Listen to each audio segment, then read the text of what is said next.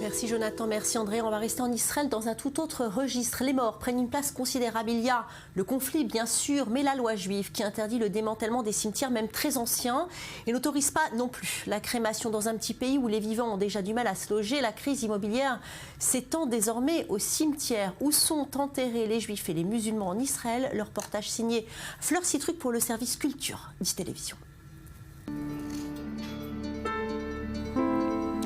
Un havre de paix dans le centre de Tel Aviv. Le cimetière de Trumpeldor a été créé en 1903, avant même la fondation de la ville. Là, vous avez la tombe de Moshe Sharet, le seul Premier ministre israélien, avec Ben Gurion, qui ne soit pas enterré sur le mont Herzl à Jérusalem. Aujourd'hui, le cimetière n'accueille plus de sépultures, à part quelques célébrités comme le chanteur Arik Einstein. Pour la ville de Tel Aviv et même pour l'État d'Israël, ce cimetière représente un panthéon. C'est là que sont enterrés les pionniers, ceux qui ont construit ce pays, mais aussi beaucoup de grands penseurs, de poètes, de journalistes, de rabbins, ainsi que les figures majeures du sionisme. Une grande partie d'entre eux sont ici.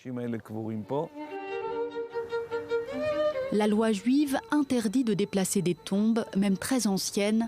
Hevra Kadisha, les pompes funèbres israéliennes, s'inquiètent de la pénurie de place, comme ici dans le cimetière de Kiryat Shaoul, au nord de Tel Aviv.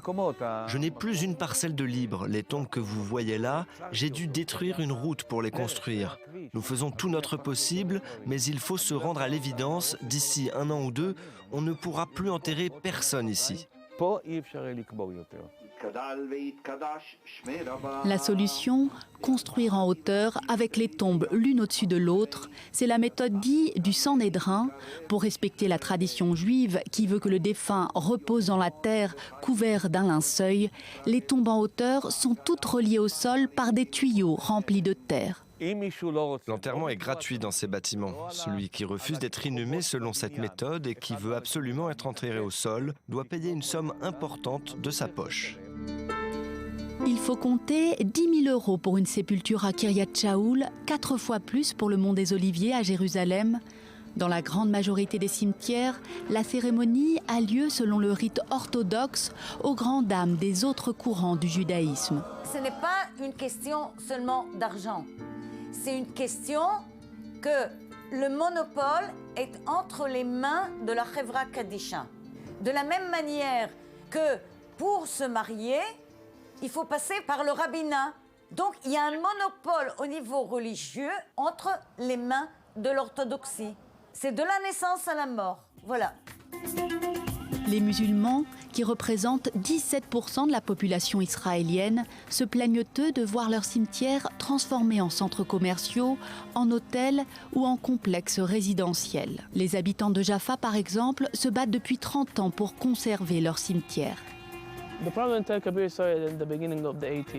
problème a commencé en Israël au début des années 80, quand les collaborateurs musulmans nommés par l'État ont vendu une partie du cimetière de Jaffa à des juifs, des investisseurs privés pour en faire un projet d'habitation, sans en informer la communauté musulmane. Quand nous l'avons découvert, nous avons commencé à manifester. Et maintenant, nous sommes dans une impasse. D'un côté, le tribunal a gelé le projet de construction, mais de l'autre, il a interdit aux musulmans d'enterrer leurs morts sur cette parcelle. Les prix exorbitants des terrains en Israël et la petite taille du pays font que les autorités tentent de restreindre au maximum la place des morts. Elles encouragent désormais la construction des cimetières en étage sur le modèle des parkings. Le cimetière Ayarkon à Petah Tikva est un modèle du genre. Ce bâtiment est l'un des 26 qui vont être construits dans ce cimetière. Ce qui est particulier dans ces bâtiments, c'est la densité des sépultures. Sur 100 mètres carrés, au lieu de 250 tombes, on peut en mettre 2000. Comme ça, on ne gâche pas les terres de l'État. Sinon, au rythme actuel, on pourrait recouvrir tout le pays de tombes. Toujours plus près du ciel, tel est l'avenir de nos cimetières modernes.